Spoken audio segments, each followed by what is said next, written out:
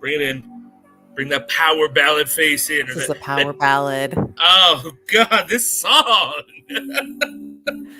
I texted you guys the other while I was watching this last night. I was like, I thought I hated this song, but I do not. That is incorrect. I like this song as a song.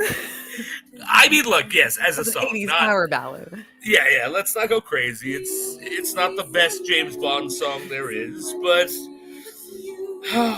it is something special. And let's let it crescendo.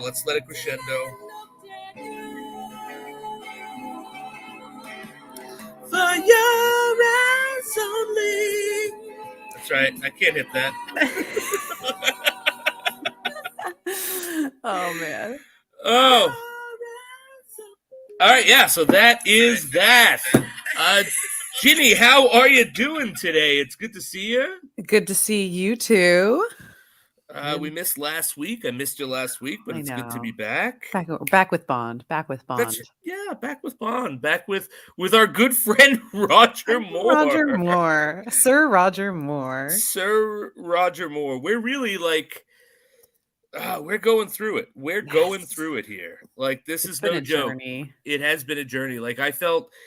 So I'll give a little insight into kind of why I wanted to do this podcast, right? So years ago, I'm talking like when I first started at my new school. So that's like, I don't know, 6 or 7 or 8 years ago. Lose track with the pandemic. I got pandemic brain.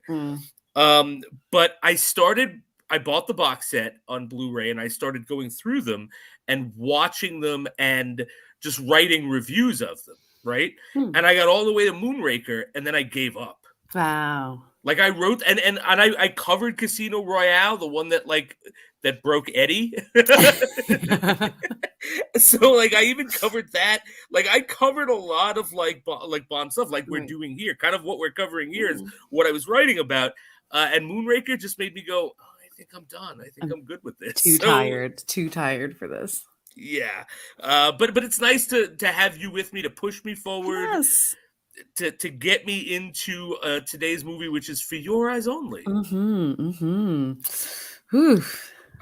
So, like, general thoughts, Ginny. Well, because I'm sharing out the show. Yeah. And I'm not like Ed. Ed can do this. Ed can share out the show and have 3 conversations then in his sleep, and I can't do it. And I'd like to blame it on my age, but I think he might be older than me by a couple of months. So. No, so like no, but like so catch us up in maybe in your where you were in the beginning with Roger Moore and then where this movie brought you to, and then we'll jump into it. Well, I am getting I think I don't remember this movie at all. I know the Bond girl. I don't remember the villain. I don't remember the plot. I don't remember other Bond girls in this. No notable action sequences stayed in my brain. It's not like a Moonraker or Live and Let Die. Even the theme song, I have like hearing blindness too. Like I don't recognize it. My husband turns to me and he's like, "No, this is a great song. This is like this is like on the charts." And I was like, I just don't know. That has surpassed me. And I can tell you I've never seen this movie all the way through. So it's weird. And I told you the trajectory of his movies seems so out of order. Like this should be number 1. This should be like the first Bond outing or like maybe the third. And like, The Spy Who Loved Me, maybe number 1, number 2. And then you go into like crazy, like Moonraker, Octopussy, like what else? Like mother, totally insane ones. But A View to a Kill. A View to a Kill.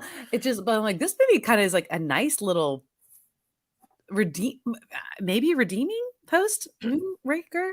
Yeah, like I kind of watched this and I texted you guys last night. I'm not going to spill the whole text, but I texted you guys and I was like, I don't know if I'm being soft here, but I maybe I was a bit too harsh on Roger Moore after I watched this because I'm like, they're trying to course correct with this. Yeah. One. Like this, there's some when we'll talk about it. There's some crazy moments in this movie, but it's definitely more grounded than Moonraker. Yeah, there isn't totally. Crazy space orgies. No, and there's quips, and again, it's all like just sprinkled. If there's some kind of insanity, it just pops up, and I'm like, what just happened? What was that? right, exactly. Otherwise, and some of the quips are kind of funny. I wrote them down. There's a bunch of them. Like some lines were great. Like not even his lines. Some people just have great one, like just moments. I think that's kind of a great character work. Yeah, I agree. There's a lot here. There's a lot here to like. So, all right. So let's get into the cold open, which I think we can agree is this is the most batshit crazy cold open we've ever had, right? Yes, so much. Oh man. So we get Bond at his dead wife's grave, and this is a reference to On Her Majesty's Secret Service, right? Because his wife's name, played by the beautiful Emma Peel herself, Diana Rigg, which God, even like I saw her in One Night in Soho, and I think she was like. She was in that. I think she was 98. She has passed, but still beautiful. Still beautiful. Perfect. But so she plays his wife in that, and of course she dies. Blofeld kills her. And so we get an open where he's there at the grave laying flowers. We get the year. Yeah. Which she died in 69. This was in 81. She was born in the 40s. What would that make James Bond? Oh, great question. Because I was like, oh my gosh, how wonderful. Like, you must have said that they really did. Even Timothy Dalton's like, he was married once. And we just leave it at that. Like, this is all very Time Lord, like, timelines, whatever. But I love that this is the first. I was shocked almost. I was like, oh my gosh, she's at her grave. And I was like, that's Teresa. Teresa is on the gravestone. And that's her name, Teresa Bond. Yeah, and it says we had all the time in the world, and that's a reference to. My mouth dropped open. I was like, that's like such a sad line. It is, and when we get to it, Ginny, I don't know how much you remember that movie. That's the last line of the movie. While he's holding his dead wife, he's saying, "No, we have all the time in the world." So it's fucking heartbreaking. That is what's on her grave. No, why would you do that, Bond? And he's like, no, I know it's right. Oh, Bond, no. So I think that's a cool moment, right? I'm in the cold open here because I'm with you. I kind of accept the Bonds as Time Lords. Mm-hmm. Like, they are the same, but not the same in every incarnation, and I just have to roll with it, So I love the lore, but then things go fucking crazy, right? Because then the helicopter comes and it's supposed to be MI6, and then he gets on the helicopter, and it's Blofeld, but it's not. Well, I had to talk to you because I was like, if I was high watching this, or like completely wasted somehow, and I think my mind was like a little, like groggy, I'd be like, what? Wait, is that who I think they're trying to do? Yeah. And so I'm sorry. No, go. So this is the story. So you notice they never say Blofeld. They show you a bald guy from behind with a gray suit and a cat in a wheelchair, right? Mm-hmm. With an accent. Yes. And we are currently at the grave of Bond's wife. So they are definitely telling us they want us to believe this is Blofeld. The connection, yeah. The reason they cannot say it is Blofeld, and the reason this whole cold open exists, is because in around this time, the Broccoli, R.R. Broccoli, and that company who does all of these movies, there was a falling out with someone who owned partial rights, and to some James Bond characters. The reason they own partial rights is because the way rights works for novelists, right? You own your characters and everything in it. You sell the right to publish, you never sell your characters. Except one of these books, Thunderball, was not based on the book. The book was actually based on the screenplay. So Ian Fleming wrote the novelization. Okay. Thunderball is the novel that Spectre and Blofeld are introduced, at least by name. Mm-hmm. So the guy who's co-author on that sues to retain some of the rights of characters that were created there, and he wins. So he can't obviously own James Bond or Felix Leiter or anyone else, because that's all been created already. But any new characters created, he then owns. So at this point, they are legally not allowed to use Spectre or Blofeld, and that holds up until the Daniel Craig era. We get Spectre. Wow, okay. That's why we get like that, we're the Quantum of Solace. Yeah. Like, wow. And so that's also why we get Never Say Never Again, because that's just a remake of Thunderball. Interesting. Okay. And so this was the broccoli company saying, "Oh, you want Blofeld? Well, go fuck yourself. We're never going to use him. You're never going to use him. No one's ever going to use him." That's insane. Yeah. And so, and that's why, like, so watching this, like, he picks Blofeld tries to kill him on this helicopter.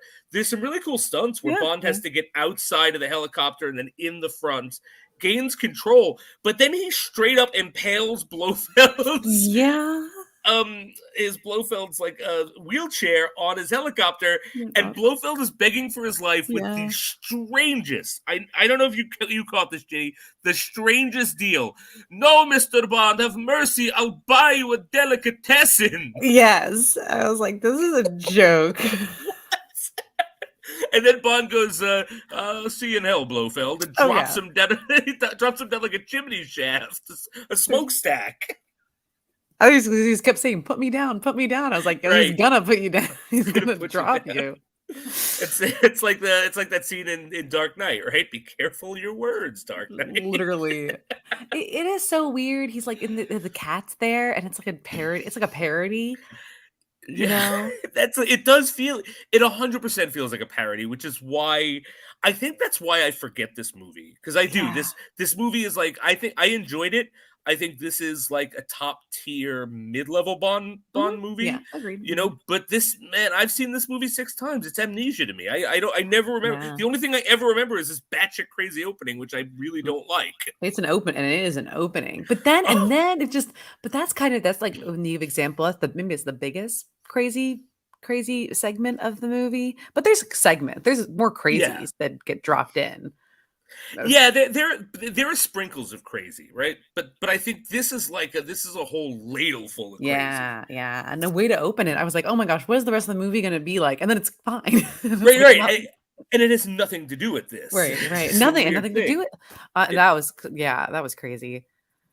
But yeah, so this to me, I think if I were to rank the cold openings, which we haven't and we won't, but I think this is my least favorite, just because it's just so crazy. Like and again, like, it has nothing to do with the movie, and knowing what I know about the history of it, it was just a fuck you because they lost that lawsuit. It is insulting. It's so, but it's like, you know, there's no grace the way it's handled. It is very just like slap the audience in the face, maybe slap that author in the face, and yeah.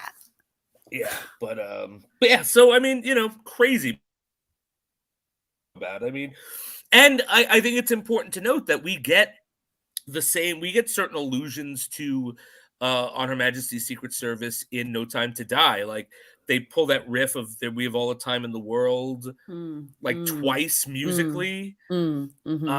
So I just find it funny that, like, one of the most traditionally maligned Bond movies, because a lot of people can't really get behind the fact that it's the one-off Australian model, is really the one that people tend to harken back to. Even within the franchise. You just need to revisit it again and you know, and appreciate it more. And I can't wait till you and I get there and can talk about it, because it literally is one of my favorites. I'm excited, as a mature person to take a look at that again. Yeah. All right, so that brings us to the opening credits, which is a Sheena Easton music video. Sheena Easton, singing. She's there. I mean, that's her, right? That's Sheena Easton singing. So. Unless it's because Sheena Easton's gorgeous, so like, why not? It's not like you do that thing where it's that, you know, you dub over a singer. Right. Yeah. So yeah, it's such a weird, it's like, again, it's kind of standard besides that. And the song is just so grocery market, you know, shopping around, listening to it. I was like, this is why I don't probably dig it as much as a Bond song as I like it as an 80s ballad, but maybe not a Bond song. I'm with you. I really like the song, but it is not the best Bond song. Like, it's not very exciting. But again, when it's on, I always find myself singing it. I'm sorry, good. Oh no, that's what my husband was like. He's like, oh, it's a great song. Or he's like, he just like knew it. He's like, yeah, it's a famous song. I can sing it. I was like, I can't. I want to be able to carry a tune from this For your eyes only. See, I can't carry a tune, but that doesn't stop me. So, all right. Speaking of the song, before we go deep into the credits, before we get really go over the credits, the Bond fever dream of the episode. I got the lyrics up for Your Eyes Only. Let's try to figure out, as we know that all of these songs are written specifically for the movies. Yes. Let's figure out what this has to do with this movie. Narratively intertwined, speaking. Because having at this point have read both the short stories this is based on, I actually do know where the title comes from. Okay. In the short story anyway. It's it's nothing crazy, but we'll get to it. But all right, so this is the song. For your eyes only can see me through the night. For your eyes only I never need to hide. You can see so much in me that's new. I never felt until I looked at you. For your eyes only for you. You'll see what no one else can see, and now I'm breaking free. For your eyes only for you. The love I know you needed me, the fantasy you freed in me, only for you, for your eyes only. I think it's obviously this is why I love you, because I have no idea and you always have a fucking confidently worded answer. I'm excited. It's because it ties into our Bond girl, and besides her just saying it at the end, being like, hey, for your eyes only, take off robe. I think it's about her because she's not, I don't know, she's a the idea that she is wanting revenge, and he can help her be like, you just gotta chill, you gotta hold it back, watch keep that revenge, it's not worth it. And the poison, you're poisoning both cups, as it were. If you want to take that revenge, and she's like, you freed that in me, and I've also fallen in love with you. That was really well set up in the movie, and look, you've convinced me, as always, Ginny. You've convinced me. Yeah, I think that's it. Yeah, you know what? I agree with you. That's the canon now. That's what it is. They're great lyrics. It's very beautiful. It's a beautiful song. No, it is. Again, I like the song a lot. I wasn't sure how it fit, and now I know. And knowing is half the battle. Half the battle. Mm-hmm. All right, so that gets us. All right, so then I'll just the credits real quick. It's a Roger Moore level fever dream. So there's lots of water. Yes. There's always a lot of water in these credits with Roger Moore. He's very water-based Bond. He is. Yeah, I think, and you're right. He likes to ski a lot. He loves to ski. A lot of water. We haven't seen the end of skiing. I know for a fact there's a skiing scene in his last movie, A View to a Kill. View to a Kill. That's so weird. But yeah, definitely a water-based Bond. I agree. And then they're silhouettes of women, and they're in water, and they're naked. There was a naked woman actually who looked naked. I was like, how did they get away with this? Is it because you don't see nipple? Like, is she wearing a bodysuit? I don't get it. Because it was a VHS, it'd be super blurry and terrible definition. Yeah, that's true, and that brings something up that I'm gonna. And this is gonna sound mean, but I'm gonna preface it by saying that I think this is one of the most gorgeous Bond girls we've ever had in one of these movies. I think she's incredibly attractive. Yeah. But I don't know if you noticed, but she had a little stash. Well, she's French. Of those scenes. And she's Is she French? Yes, and that's the stereotype that used to have. Yeah. French women were a little hairy. See, my thought was just like, when this was first on VHS, no one would have noticed this. Like, there are just certain things that should not get turned into Blu-ray. No, that's totally true. I bet, and again, it's like your flaw. No one's done Botox and filters. Right, and I'm going to be clear. I didn't care. Still attracted to her. Just don't care. It's not a value judgment. It's something I noticed that you would not get away with in Hollywood today. No. Great point. Love it. So let's go over Bond. Do you want to start off our conversation with this particular incarnation of James Bond? Well, I think we talked. How do you feel? I mean, Moonraker was like a mess, and especially that first movie really really like has set the tone. I've seen Live and Let Die so much that like that bond, that a-hole bond is so stuck with me. And I haven't seen this movie all the way through, but he is more mature, not just because he's getting physically older. And it's just, I do seem like this could be his last adventure. And it would make sense to me in that he's not doing as much action, but I feel like he's doing a little bit more actual intelligence. And he's again, the first thing you'd see is him by his his dead wife's grave, and it's him, about it's actually kind of funny with his Bond girl about like, you don't, watch how you want to get revenge that might really kill you in the end. Yep. When he just killed Blofeld at the beginning of the movie. Actually, I didn't even clock that. That's a great point. Like, well, didn't you just kill? He's like, I felt really bad about it. Dig two graves, because I actually clocked what he said, because that's from the book. Okay. He in this section with the Bond girl in the book is the For Your Eyes Only story, and he says to her, if you're going on a mission of revenge, dig two graves, one for yourself, one for the other person.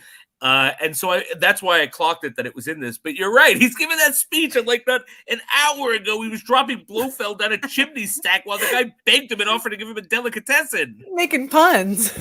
Right? He turned down the delicatessen. He got the short stack, That is so bad. Besides that, if we ignore that cold open, I think he's a very mature. He has a girl like force herself on him, and he's like, no, I'm not with the underage. Yeah, actually, you know what? And I'm gonna give him credit for that, because I clocked that. Like, why is Baby Doll DAHL BABY, I think is how they spelled it, because I had the closed caption on. Oh, no way. Yeah, I had the closed caption on. So her name was not literally Baby Doll. It was a different spelling. Like Roald Dahl. Yeah. Right, like Roald Dahl, exactly. This Damn, was they're Roald good. Dahl's daughter. They're so good. Oh, they're good. First Dr. Goodhead, now Baby Doll. Like, guys, it was too obvious. A little too obvious. But yeah, like, I felt it uncomfortable that she was hitting on him. Yeah. I was like, this is like watching someone trying to commit statutory rape. But I'm very, very, very happy that I'm with you, that he's like, no, little girl. Yeah. I mean, she's like 24 years old, but she's like clearly playing like a 17-year-old, and she's like a figure skater. And it's like, most of them are pretty young. But he was like, I don't know. He's like, not amused, but he's also just kind of like, nope, I'm not doing this, which is a very mature thing to do. I would hope. Right. I would hope for everyone. But him especially, just to be like, clothes on, like, let's go. Like, Right. Yeah. I mean, and this is Bond, who's like, oh, we've just nearly died, and there's a mission, and I know for a fact that Q and MI6 are listening. I've done this twice, by the way. Let's fuck, so you're right. I think there's something to be said about like a more mature James Bond in this movie. Growing at like 50, how old is he? 56? He's finally growing up. Finally. Oh, baby boy, he'll grow up at 56, finally. I'm just kidding. But I like him. I think he is. Again, I like his. I have to look up some of my notes. How did you feel? I really actually. I think this is my favorite presentation of a Roger Moore Bond. Like, it's not my favorite movie. Like, obviously, The Spy Who Loved Me is. I think at this point we can all agree it's the best of the Roger Moore movies, right? Like, we're not getting any better than that. Perfect. And right, yeah, exactly. And I love Man with the Golden Gun because it's batshit crazy. But like, I like this, but in every one of those, he's asshole Bond, and he's not here. Like, he's kind of like compassionate at times. Yeah. I mean, one can almost say that by murdering Blofeld in cold blood at the site of his wife's grave at the beginning of the movie, he was able to overcome a lot of what was holding him back as a human being. Could you imagine? That's all it took, and he was like, "I'm finally my demons." Finally released. But I was like, you know what? When they said you have to fight your demons, I didn't think they meant literally. He came to me, and finally, I got him. Right. He offered me that delicatessen, and though I've always wanted to own a delicatessen, and he knew that. And he knew that. He knew my weakness. It was a moment. I almost let him go, but mental health, all right? That comes first. Oh my gosh. Which No, I also, like, yeah.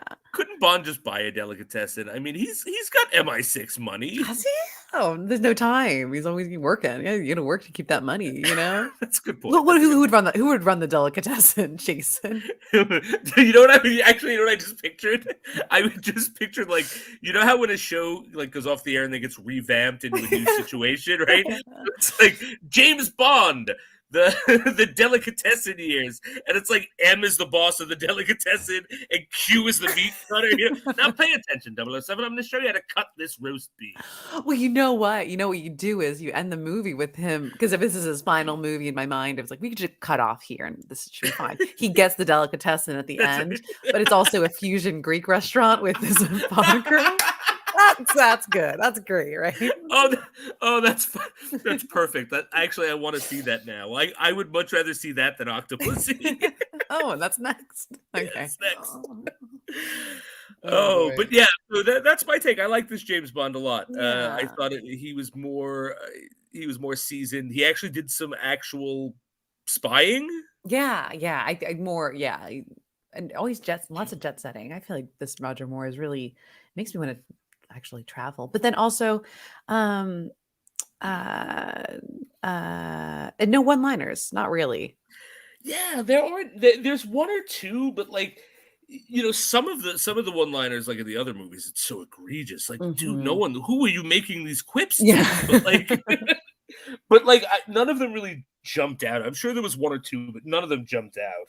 It was very natural when I think people acknowledge they acknowledge the one-liner, or at least as one Bond girl does, which I liked, because that builds rapport. When you give a one-liner, it's to make the other person feel safe and kind of like, and she laughs at it. I'm like, okay, that they getting along well. Yeah, that's nice. I think, you know what, that's why I can't like clock them specifically, because they seem natural. That's 100%. He's not winking. He's just kind of like, all right, that's that, and then kind of keeps driving, and it's like, it's very cool.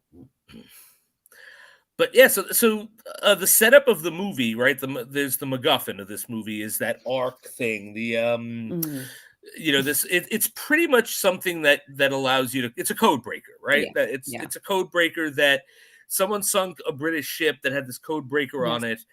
And we actually get the head of the Russian intelligence back from The Spy Who Loved Me. Yeah. So it was kind of cool to see him back. I kind of miss Triple X, but she's off doing other things. No, she's working hard too. And he pretty much was like, "There's a bounty. We want this code breaker. So let's put money out there. We want the code breaker. Kill whoever you got to kill to get it. And who they have to kill to get it is this Greek scientist." And his wife, who were on a boat, and they're doing this research to pretty much find where this thing is, because no one knows where the wreckage of the submarine is. And he gets it, and then he's murdered, and his daughter, the Bond girl we're talking about, who I think is gorgeous, finds them dead and goes on a mission of revenge. And that's all from For Your Eyes Only, the short story. Awesome. That's good to hear. Right down to her use of bow and arrows. Like that. I love that. But I do too.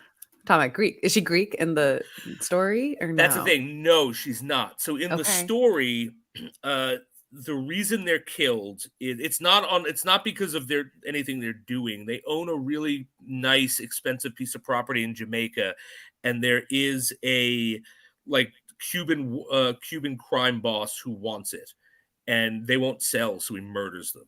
And then he starts to harass the daughter, like, you will sell this to me. Okay. And so then she gets her bow and arrow and goes down to try to kill them. And the whole reason Bond is involved is because it was like a good friend of M's. And this is not actually a sanctioned mission. It's a personal favor. And that's where it gets the title. That's why specifically the file he gets is For Your Eyes Only, because it's not a sanctioned mission. I love that a little bit more. Yeah, isn't that cool? That's really great. And so he goes to hunt this warlord, and he runs up with her, and together they take him down. That's that part of the short story. I love that. No, that's great. I mean, I just think about her character is like if she's Greek and she has the arrows. I was like, is that like a Greek? I don't know my mythology very well. Is it like Athena, like goddess hunter? It's like the Oh, hunter with like the yeah, bow and arrow. It's like, why you're didn't I right. name her Athena and go You're right. full Greek? Absolutely. I didn't even put that together again, but that's Yeah, perfect. I love the arrows. I love the arrows. That's awesome. Yeah, and I love that she like they go to like this 80s pool party where Yes. Bond is made like in a second. Bond like walks in and they're like, "Hey, a spy," and he just walks right back out. But like then the guy who's in charge gets an arrow in his back and falls to his death. And I thought that was badass that she murdered that guy. Oh yeah, I love it. She always uses her weapons on her, throughout. Like I was like, I just want to see her more with the the bow and arrow. Yeah, I kind of wish that was more of a mainstay, like that it came back, but it was only in that one part. Yeah, I think she has it at the end, but I was like, and right, uses yeah. it at the end, but then no, yeah. All right, so let's go through. We'll go through Q Branch real quick because this is I think Roger Moore's James Bond. Like he doesn't like to use gadgets, but the writers insist that gadgets are there because he always gets a tour of Q Branch, but he doesn't really get any gadgets. That's great for you.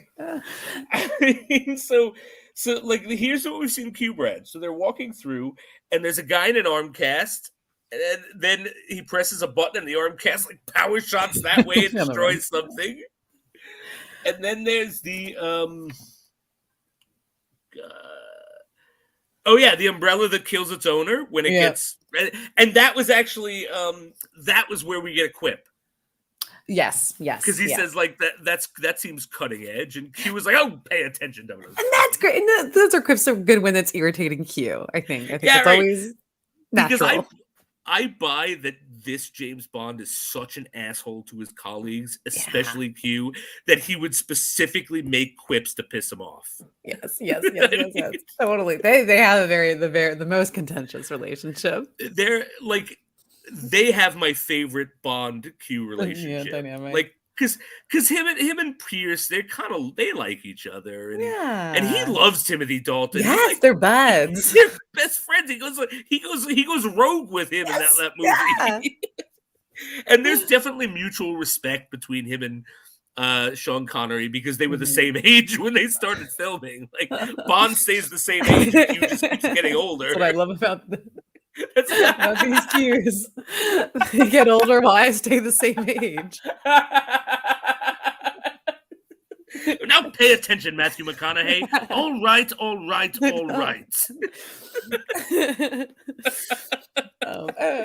Oh, that's awesome. And then so the big Q thing is the state-of-the-art identigraph. Oh my gosh. Which it takes them all night to program. And they show you that because they go in and then there's a quick cut and someone's coming in with tea or something and Q's like, "Oh, I'll close up. Don't worry about it." So they've been there all night and I'm watching and they eventually get like a picture of it, but it's like an 80s green graph picture.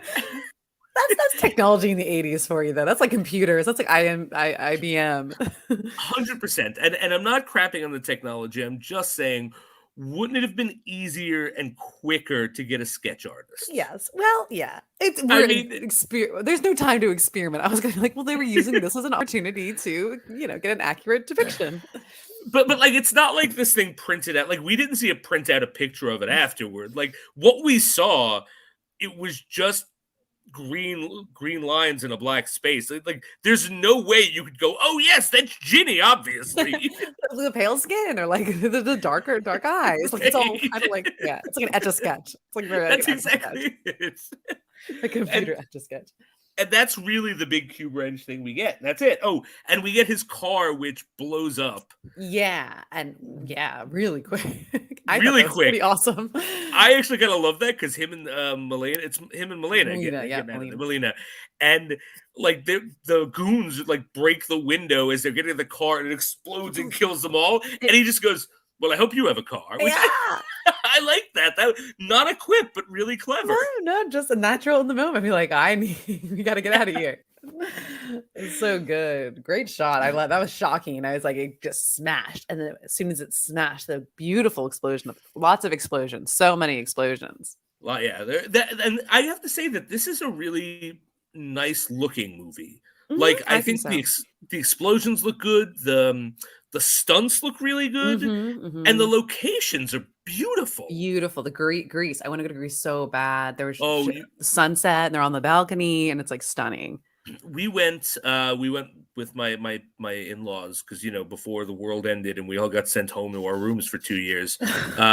We'd go on cruises with the family, Yeah. and the first cruise I went on with the family was we went to Athens, Oh my and gosh. it was Athens and Santorini. Mhm. And Greece was never something that was on my list growing up to go on. Then I kind of got interested because I worked in Astoria. I had a lot of Mm, Greek students. They mhm. were all like, "Mister, you're gonna love it. Greece is awesome. You got to go." And then when I went, I was like, "Yeah, this was not oversold. Greece, No. especially Santorini, is so beautiful." Yeah, I know. I gotta go. It's a hot spot now, and I'm like, now this movie especially, I'm like, oh, the culture, it looks amazing, and oh, And I stunning. love that. Like, I think everyone in their life should go to Athens at least once. That was Mm. one of the best, my favorite places I've ever been. I was like my in-laws because they're all from the Philippines, so there's a big time difference, and my wife goes to sleep early and I stay up all night. So I was the only one who was like awake on our first night or second night, and so I just go bar hopping in Athens by Oh, nice. myself, and I order like a Johnny Walker Black on the rocks, and I see this Greek couple, and it's a crowded place, and they're pointing and they start laughing, and I'm like, all right, that's weird, but I'm not going to take any. But then the bartender calls me over, and they give me a free drink, and they don't speak English, I don't speak Greek, but the whole thing is we were drinking the same thing, and they noticed, and Oh. so they wanted to have a moment between us, and so I Oh. had this beautiful moment where we didn't speak each other's languages, but we shared the space. I love Athens Oh. so much. Magical. I love that. Yeah. But All no, right. So British shot, beautiful movie. Yeah. yeah, it is. It's I give it that completely. All right. So you want to go through the Bond girls? We have a couple of Yeah. them. Yeah. There's three, absolutely, off the top of my head. So Melina, who is our Greek revenge seeking, and she says herself, she's like, it's so natural. Like Greek, Yeah. I'm like Electra, you know, Yes. Yeah. feed into these stereotypes. That she wants revenge after her parents are have died. And she's gorgeous, long hair, flowing past her butt, hair, great, gorgeous eyes, great eyes. And she uh is so grounded, which I love. I think she's kind of earthy is not the term I want to say, but like very natural. Yeah, she's not made up. Like No, some of the Bond girls are like made up. Like, even like Triple X, who I love. She was yeah, blonde glamorous, and very yeah, glamorous. Yeah. glamorous. That's exactly it. She's Hmm. not glamorous, but she's beautiful. You're right. And she and it's and she's not like a doctor or professor, I don't think. She's kind of like obviously a wealthy girl Yeah. who can work a bow and arrow. Yeah, she's smart. She's like a smart Smart. heiress, right? And I like her and Vaughn. I think they kind of have nice chemistry, although she is the same age as the girl playing the teenager in this movie. So there's a huge age gap between her and Oh, Bond. But oh, they are Grandpa Bond. Grandpa Bond, Grandpa Bond, and but Melina and him, I think, have nice sort of like rapport, and they kind of keep meeting up with each other and coming back to each other, which is nice. Um, and yeah, and our next other Bond girl, Dee Dee, baby doll. Yeah. That actress was a national champion for figure skating. And Oh, was she? she's in this 70s movie Ice Castles, where about it's like a drama. But she's doing her own figure skating. She's a figure skater under our villain, who is her coach, Yes, well, right? Mr. Uncle Ari Crystalis. Crystalis, and she is underage and likes Bond, and he reviews her, but he gets intel from her, which I loved. I loved when he was like, Yeah. "You have this boyfriend. What does he do again?" And he's like, a part of the crew, and she's like obviously like spewing her all this stuff out, and then the henchmen come in, and she helps at the end. Like, or she's, you know, she's fighting back as much as she can. But I don't know if she's there. She's just there to like do stunts, jump up on a trampoline and do like, you know what I mean? I actually think this movie, you could just lift her right out of this. You could get her out of that. I was like, I don't recall the Bond girl. I've like never, I don't remember her, and it's so funny. And not in the book, by the way. A complete, like in any of the stories, completely for this. And I mean, I guess it was to get Bond to the place where they have the skiing set up, yeah. right? Because like that's where he goes after the East German athlete who's also there to kill him. Yeah. But like you didn't need all that weird, like she shows up in his place and she's naked and he's like, what would your uncle say about this? Like, my uncle still thinks I'm a virgin. I know. I'm like, that's weird. And I was like, then I started thinking maybe it's like the Live and Let Die, and if he takes her virginity, then she loses her figure skating ability. And I was like, but she's like, I'm not that innocent. I was like, oh, okay, so why would you even say any of this? That was my stupid little thought that went through my head. I was like, no, this is a grounded movie. I love that. If I lose my figure skating ability, Uncle Ari will have me killed. It's like so weird. And then that relationship's kind of creepy. Gosh, just we don't need her. And that's also like bad name to Bond. We've gotten rid of this Bond girl type. Yes. Say Strawberry Fields, like a ditzy, I don't know, dumb, silly named girl kind of. Yeah. And I don't even think she's dumb. She's just like, but she has no agency. She doesn't do anything. No, exactly. Because I know she's not particularly smart either. I wouldn't know because all I get from her is and I have a note. Why is she so horny for old man Bond? I mean, I get it. Look, Roger Moore's an attractive guy, but she's like supposed to be like 17 or 16, and he's like a 50-year-old man. I know, and then also at the end, who's the his. I call him Tevye from Fiddler on the Roof because that's who he played in the movie. But he's got the mustache and he's also Greek. Gosh, what's his name? Columbo? Like the other guy? The guy who we think is the villain, but turns out that he's helped. Yeah, Columbo. Yes, Columbo. Tevye from Fiddler on the Roof. Tevye. Calling it. And Tom goes, listening to the guy's voice, he's like, oh, that's because we, like musicals. It also doesn't help that he goes, James Bond, let me tell you something. If I was a rich man. You can hear it. You're ready to go into the song. I'm like, would it be so? It doesn't change. The accent is the same.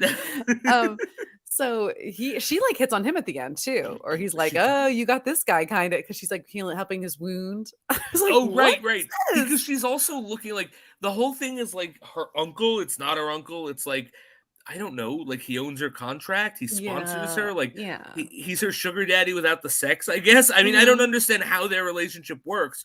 And then like in the beginning, it seems fine. And then I felt this was kind of out of nowhere. And then once it's revealed to the audience he's a villain, she's like, I gotta get away from him, but who else is gonna be my sexless sugar daddy? And then Columbo and Bond goes, well, I guess it looks like she found a sexless sugar daddy. Exactly. He says those exact words. Yeah. Goes, goodbye. You were right. It was sponsor. I only make jokes because my memory is so bad. I think that would have been just that's so funny. And that's a little, because there's moments like that you're like, this is silly. Like she's a little silly. And that's all fine. She's a heart of gold though. She's a heart of gold. And I do like that, I appreciate a kind-hearted Bond girl. And then we have our Countess, who but is she necessary? We should have more time with her and then less with Dee Dee.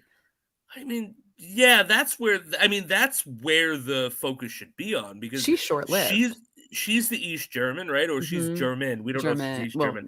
But I mean, I think that's the assumption, right? If the other guy, the East German, is there, like, and she wants to escape, and I mean, it seems like she has the stakes to get away from this Crystallis guy, whereas BB Doll doesn't. Okay. Well, then that's just a little muddled, because the Countess isn't German, because she drops her accent, and he's like, "What happened to your accent?" Oh, right. And she's like, "I'm from the Liverpool." And they have nice chemistry, and and that's his age-appropriate love interest. They hook up, they have a night together, and the next day she dies. Oh God, yes. Ridden, they're on the beach. So many henchmen. I'll just say that too. There's so many henchmen in this movie, and nonstop.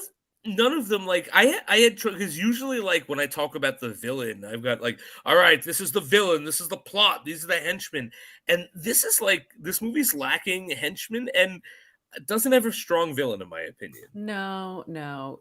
There are a bunch of 2 Game of Thrones, villains in this. So the I know you don't watch Game of Thrones. Right. So I I don't was know, just I uh, don't, but who are the actors who are in it? so Charles Dance, who I think we all know, is the father, Tywin Lannister, but he's just one of the henchmen. He's like one of the blonde henchmen, not like the bright, bright blonde one, but like Okay.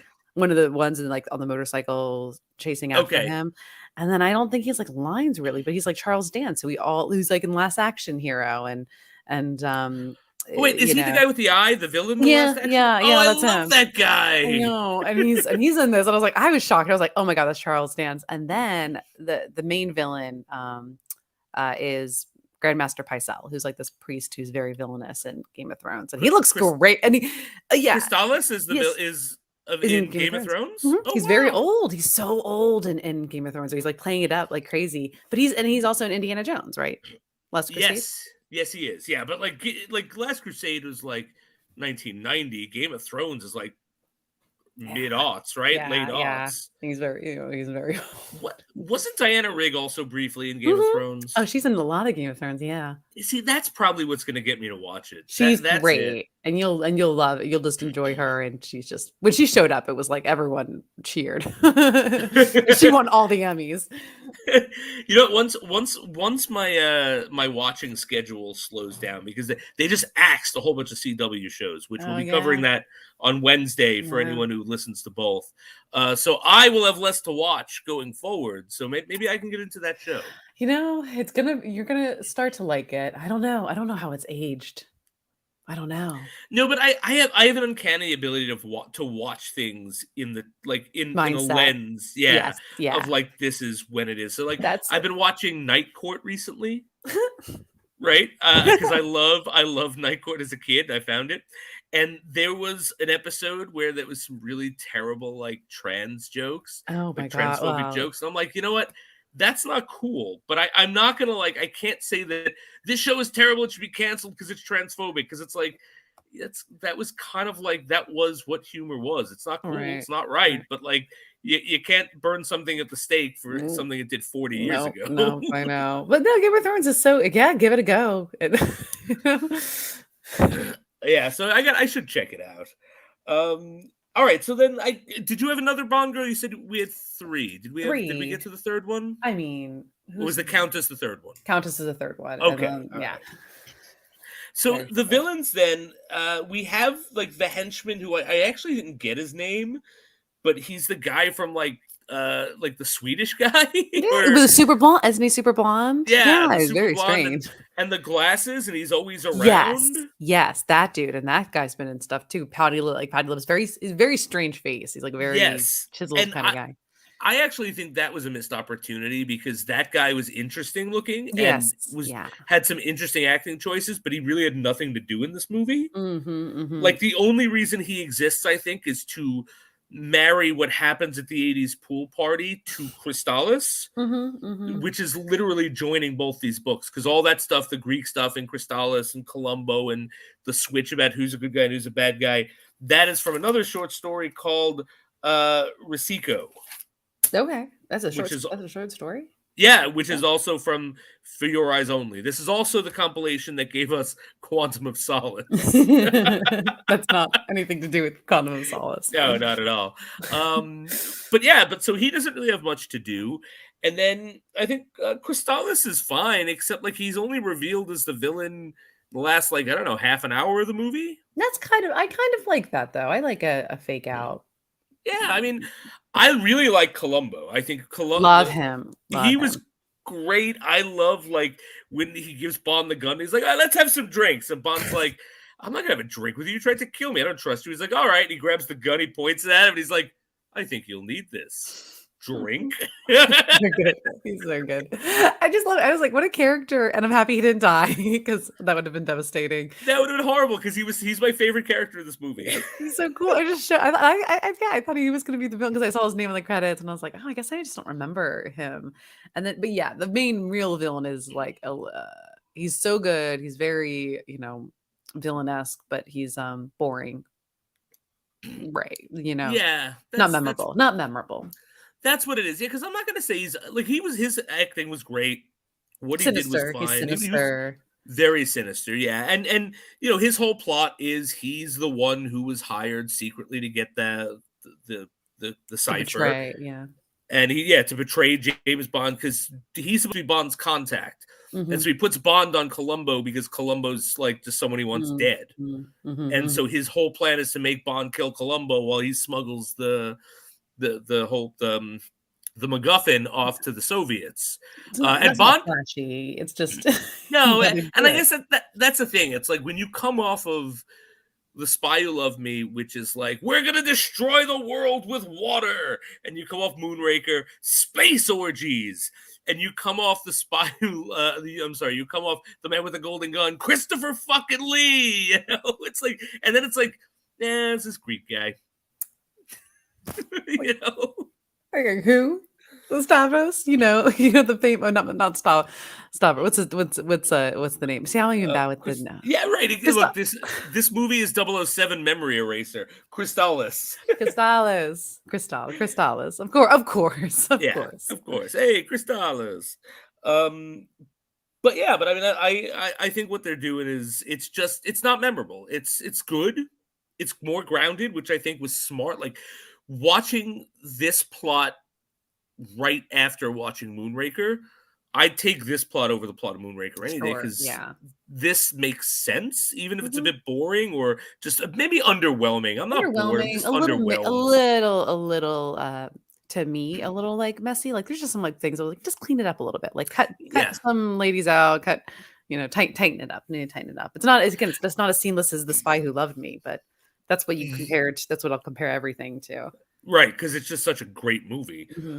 And I agree with you. It's clear to me that this was sort of a Frankenstein of two short stories. Mm-hmm. And I think it's quite a good Frankenstein because I just listened to both of them like just recently over the past week or two. And it marries the stories together, but because that's what it's doing and it's adding all this other stuff in, I think it's the addition of the other stuff like BB Doll and stuff that really weighs it down for me. Yeah. But I love that guy Columbo, man. He was my favorite. Columbo, top. I don't know if we have little side characters. He's an ally, but he's one of my favorite. I love him. He's a favorite. I'm gonna give him an award I just made up 5 seconds ago. The Felix Leiter Award for Companion Excellence. Yes, an honorary award. Yes, because there's no Felix Leiter in this, but if there were, it would be Columbo. Oh, Columbo, so special, so charismatic. Why are you so charismatic? I'd watch a movie of just him. Me too. Oh my gosh. I actually just remembered that like we're going to hell tonight moment when Bond like meets with the Soviet leader. He's got the MacGuffin and he just like throws it off a cliff and he's like, "You don't get it, I don't get it, no one gets it." Yeah. I so like it's moments like that where I'm like, I kind of like Bond in this movie. He's great. I mean, it's all of his Bond's stunt work is really just skiing.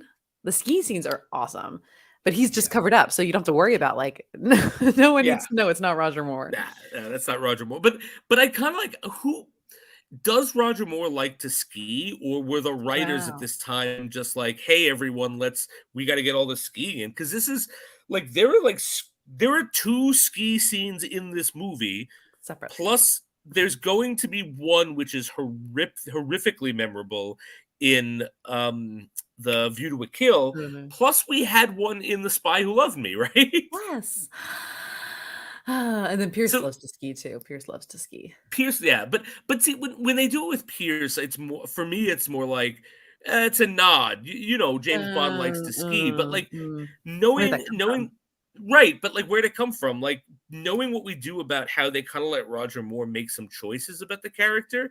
I wonder if he was just like, guys, I want to ski, and like every fucking Bond movie. I buy that. He's pale. I don't think he wants to be in the sun. I don't think he wants to like lay on the beach all day like Daniel Craig. I think he wants to be like, all right, let's go to the Swiss. Let's have like cocoa by a fireplace and bundle up. Right, it's it. He's like, look, guys, I don't want to ski. I just want to be there drinking cocoa while my stunt double skis. Wear a nice sweater. I think he likes sweaters, and oh no, wait, I was wrong. I had that hench's name. I wrote it down. It was Leopold Locke. That's great. That's kind of a cool name. That is kind of a cool name. But like I had forgotten it. I just literally looked at my notes and went, oh wow, I have that. Leopold Locke. Man. Leopold Locke. All right. So did we hit all of our normal points? Do we get, is it time to get into just general things we missed and want to talk about? Yeah, I think so. I mean, yeah. Action sequences, but all right. kind of I gotta point out James Bond getting attacked by the hockey players. What was that? Oh yeah. That's a little sprinkle of what? Right? Am I watching Running Man?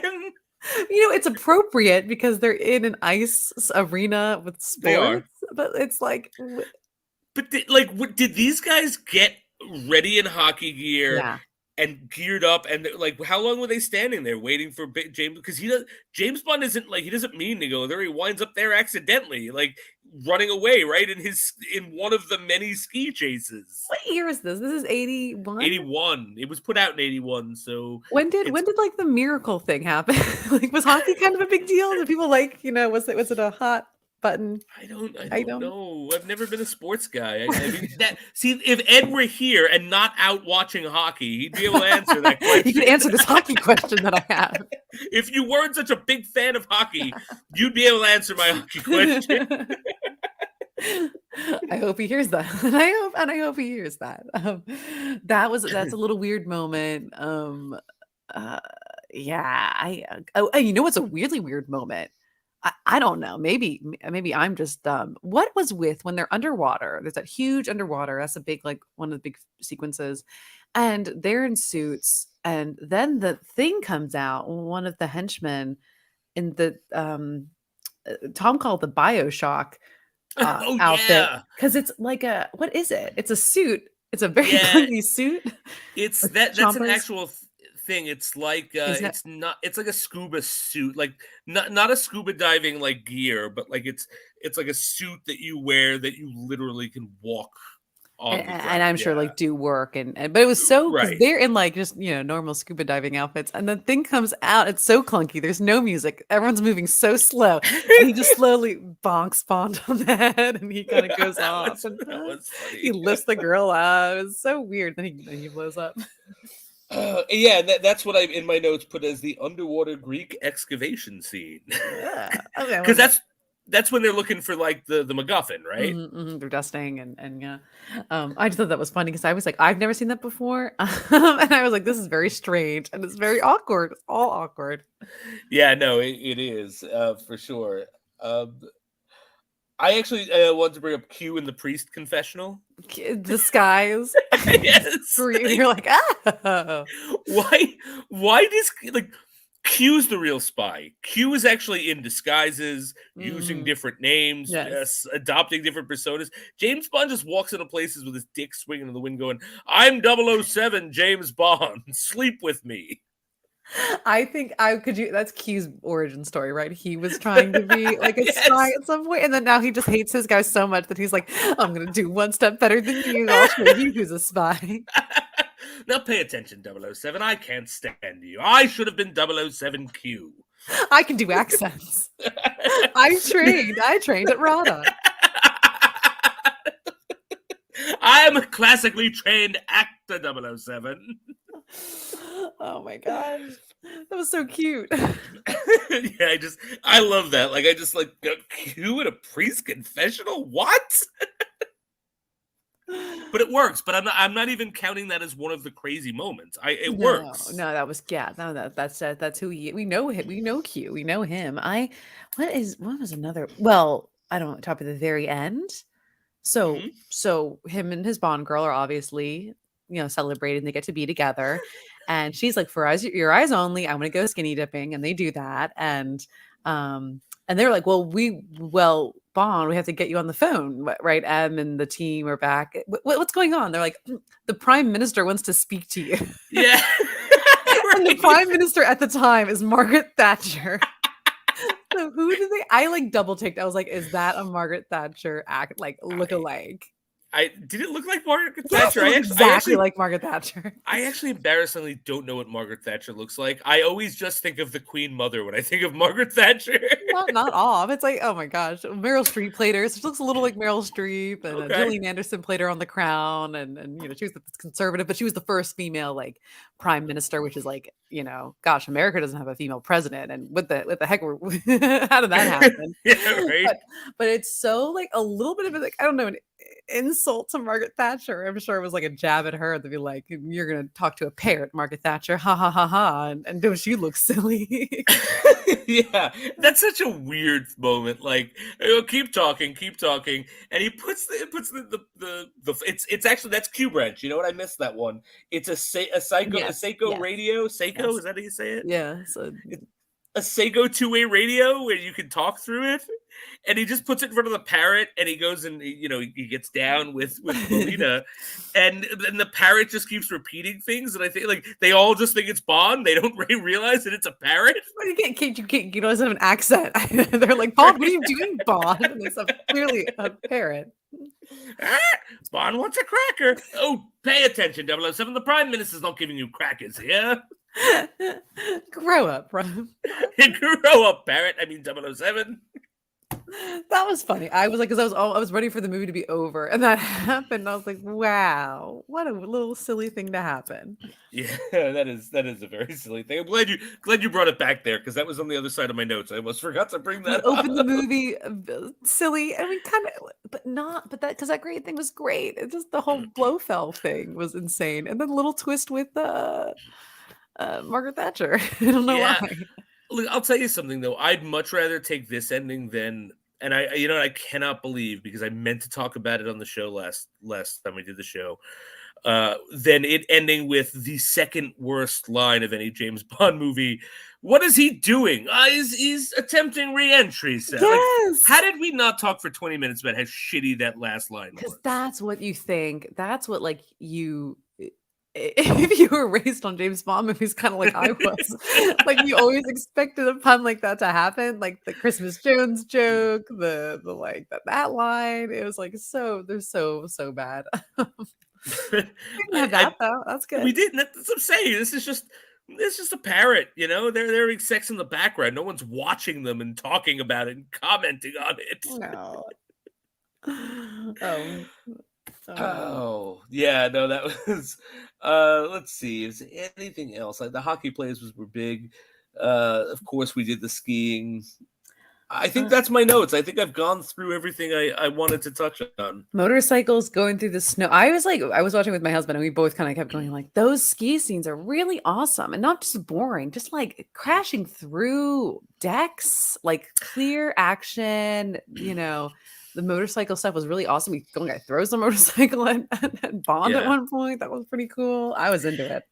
And Bond actually has a cool moment when they're skiing, which I thought was badass, where he's got his two sticks and he skis through two trees and he puts this one stick up and that way the next person who comes through completely like gets knocked off. I thought that was cool, and that it was understated. Yes. Yeah. Practical and like, that's my spy. Yeah. I do think, well, Roger Moore, you are a spy. You were are you the spyest Bond? I don't know about that. I mean, I guess we could discuss that. Okay. I was thinking that when we get to our recap episode, we should try to come up with like what is each of the James Bonds really known for? Yeah, so we can discuss, is he the spy of the Lost? The Casanova, is he the muscle or something? Right. Yeah. Right. Okay. Like what role, like what role would he fit in? Because I think every James Bond has their own signature like feel. And I'm curious like what everyone's take on each of the feels, and especially Roger Moore, because he has so many installments which are so tonally different. Well, I gotta think about it. Then we gotta watch the last two movies. I'm sure they will give me more information. They will definitely. That's what I'm saying. We will gotta wait because you're right. We got Octopus left, and oh god, we got A View to a Kill left. Which I don't know if I think what saves it for me is the fact that Chris Walken's the villain. Yeah, that will do it. Because Chris Walken is one of my favorite people in the world that I've never met. Like it goes beyond acting. I'm gonna when he eventually passes on, I'm gonna cry like I lost an uncle. Except I would not cry blood uncles as much as I am going to cry over Christopher Walken. So like he is one of my favorite people of all time. So I think that kind of saves that movie for me. It's a fame. That's a fame. We talked about Christopher Lee, but like, man, I don't know. I mean, yeah, Academy Award winning Christopher Walken. Right? And this is Christopher I mean, it will be in two episodes. Christopher Walken, like before he's famous. Like this is like Christopher Walken when he's still nobody. I think right. Like maybe he did King of New York, but like that gave him cult status, not fame. Yeah. We didn't have big stars. That's late. That's I don't know. That's Daniel Craig era, really crazy. But Christopher Lee was a big star, so I mean, I guess, but I think that the fact that they more often than not did not go for big stars is why their villains are so interesting a lot of times. I don't know who Goldfinger is, but tell me he's not a really powerful and enigmatic villain. Yeah, they focus on them and not the actor and star power there. Exactly. Anything else, Jenny? I mentioned my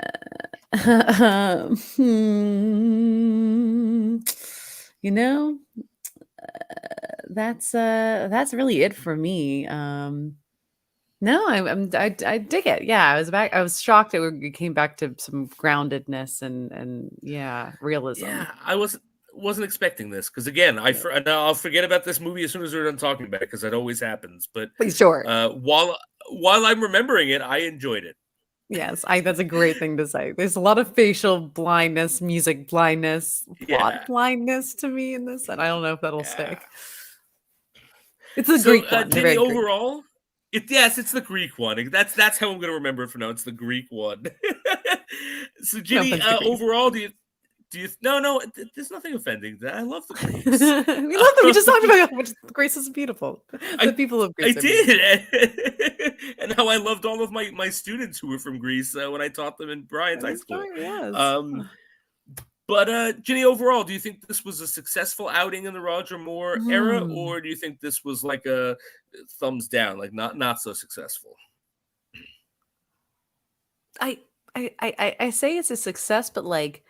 It just did it. It just managed to be a success, right? I don't know. It's nothing. No major dips, no major wallops, except for that opening.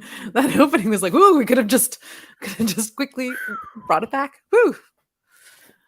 Yeah, that opening is weird. Like, I'm gonna say, if anyone has never seen the opening and you don't want to watch the movie, based on what you've heard, that's cool. But like, go watch that opening. Like, that's bizarre. Go watch it. It is so strange. You just have to watch it, and it's so you can't do that. You would never be able to do that nowadays. No, comedy. Not at all. Because you're right. It's funny. Like, it is funny. Like, especially the delicatessen line. Like, why? Like, unless you were trying to make a joke, why? Why that? What? Wow. Anything. I can make you a billionaire. I can do this. An island, like a delicatessen. I mean, I'm pretty sure with a small business loan in London, which he could easily get as he's a government employee, if he really wanted to open a delicatessen, the man could do it. Low stakes. Low stakes. Yeah, right. Exactly. And it's I agree with you. Like, it is comedic. Like, if you did that today, it would have to be like a James Bond parody. Yeah. It's so strange. But yeah, just give me the surface for me. That's how we did it, kids. Yeah. Just made it a success. Yep. I agree. I think I enjoyed this watching it last night. it made me kind of, appreciate Roger Moore's movies a bit more because I do like him in this. But I think you're right. Like, I think ultimately when I put my list together, I would not be surprised if this was dead center. Like, this is a perfectly serviceable Bond movie, and that's not an insult. It's like there's nothing. I wouldn't say it's bad in any way. That opening is batshit crazy, but it's not. You divorce it from that. I don't think there's really anything bad. It doesn't have the strongest of plots or the strongest of villains, but it's grounded, which I think we needed after Moonraker. So I think it's perfectly fine. It's not great, but it's certainly not bad. And probably right now, if I put all of my James Bond list together from what we've seen, it'd be sitting in the middle, and I wouldn't be surprised if that's where it stays. Yeah, fair. Totally agree. Interesting. Yeah. All right. So we barrel through next week, Ginny. We got our second to last, our penultimate Roger Moore movie, Octopussy. Is it as weird as I remember? I don't know. I don't know. This is one I have to admit I've only seen once as an adult. Same. Yeah. Well, when I was in high school. Just remember him. He dresses up as a clown. There's a circus involved. Man. Okay, so maybe it is as weird as I remember. I'm sorry. No, people using the word Octopussy. Yeah. Yes. That's weird. Right. That's the thing. And I was going to say that I have a quick story. Like when I was in grade school, my good friend, who I'm still friends with now, but from grade school, he still likes to stir shit up when he couldn't get in trouble. So we walked into the main office, he and I, because we had to. I don't remember why we were there, because I only remember this part of the moment where my friend decides to go, "Hey, did you catch that James Bond movie on the other day? It's my favorite, Octopussy." And it's like no one can say anything. I'm just talking about Octopussy, my favorite James Bond movie. That's a 8-year-old humor for you. License to say whatever you want. That's right. Oh, all right. Well, as always, Ginny, thank you so much for joining me. This was a wonderful time as always. Awesome time. Thanks so much. Great. So I've plugged this show. We're going to be back next week. Hopefully Ed can join us, but I'm not sure because he's got his sports stuff going on. He's got the Empire 161 show, which he does here about on this network with Lisa, where they go everything that is Yankee baseball, and baseball is getting into the swing. So if you like Yankee baseball, check out the Empire 161 show. If you like Mets baseball, and I understand there's a divide between the factions, between the fans, right? Ginny, I don't know. Have you heard about this? There's been discord, yeah. I was on some text groups. Yeah. See, I'm actually someone who doesn't give anything. I don't care about baseball at all, but I've had like really crazy like Yankee fans, really crazy Mets fans. So I like to pretend that I don't know what's going on there. But if you like the Mets, you can join Bossman Faraci's Put It in the Book show, where he goes over everything Mets baseball. And again, the baseball's back in season. Yeah. We got Unsportsmanlike Conduct, which they cover football. Football's not going on right now, but maybe you can relive some of the glory days. Go back, see some of the old episodes. We have, if you're not into sports at all, but you're into fighting, we got the Old Dirty Fight Pod with Rick. He's covering everything fighting related, bare knuckle boxing, MMA. He's going to be talking Wu-Tang. I think Rick just wants to go on and talk about fun stuff. So join him on that. If you enjoy Disney, right? I mean, who doesn't love Disney? Disney owns us all now, right? Especially the other show I'm on, which I'll get to plugging that in just a minute. Try Skyline Reviews, who I know they just went on, I believe it was yesterday or the day before. They're talking about Epcot Center. I love Epcot Center. If you can't get to Disney, or if you're like me and just watch videos of rides on YouTube. Have you ever been to Disney World, Ginny? Yes, yeah, a few times. Once recently, and then like when I was little. Okay, Disney World's the one place as a kid, but my mother always took us. So I've been I actually can traverse. If you just drop me in a Disney World, I can traverse it without a map. Wow. I know where everything is. It's really weird. And to the point where when I went to Hong Kong Disney, which we went to as part of our honeymoon, so jealous. I was like, hey, no, this is where this is. And we turned around and it wasn't. It was something else. Like, because I think they don't have, there are certain rides that don't translate. They have something else. So I'm like, wait a minute, this is Inception. This is wrecking my world here. But as someone who's been to these parks a lot, I love Epcot Center. I love doing a thing called drinking round the world, where you've done this, Ginny, right? Where you started. I tried. Pavilions. When you get to the German pavilion, you're done. Forget it. But like, let's say you're not into Disney, but you're into this is a stupid transition. I'm going to take that back. Let's say you're into Disney and you want more specific Disney content. Well, join good friend of the show, Tim, in Shooting the Sith, where he goes into everything. You see why that was a stupid transition. He goes to everything Star Wars, and he's got a very special show coming up on the 5th, just a couple of days for May the 5th, where he is going to be interacting live with people in the fandom. I believe he's going to his tattoo parlor. He's got a lot of like Star Wars tattoos. He's going to be talking about the tattoo world and you know that. So if you're interested in Star Wars and tattoos and you want to really enjoy May the 5th the right way, join Tim on Shooting the Sith that when he'll be sending the times out for that. But let's say you like Disney, but you like the superhero stuff. And more than that, you also like the DC stuff. Well, my friends, do I have a show for you? That show is called Granny's Peach Tea. It features myself as co-host to our good friend of the show and on again, off again co-host of the show, Ed, where we go down the rabbit hole of all the geeky goodness. We talk about everything that is superhero related. This Wednesday is a big Wednesday. We're going to be talking about Doctor Strange, the first one, which will get us ready for Doctor Strange and the Multiverse of Madness. We will get into the last episode of Moon Knight, so we're going to figure out what the hell's going on with Stephen Grant. We are going to be talking about the demise of certain CW shows. So we got a big show coming up this Wednesday at 8:30. Hope everyone can join us. But let's say you don't like any of that. Let's say you hate everything that I've said, but you want something. You want something that covers a plethora of things, a myriad of things, a scatological assortment of things. Well, then, my friends, you need to join the A to Z show with Tim and Eric, or Eric and Tim, which covers everything from Ali Sheedy to Zooey Deschanel. Are they okay? Okay. It's A to Z. Ali Sheedy, Zooey Deschanel. Ali Sheedy, they're very different, very, very drastic actresses. Of course they are. They are as drastic as A to Z. That's the point. Ginny, you called me out on having a boring one. I've been really putting a lot of thought into these ones since then. I go days without thinking about Ali Sheedy. I go months without thinking of Ali Sheedy, but here we are.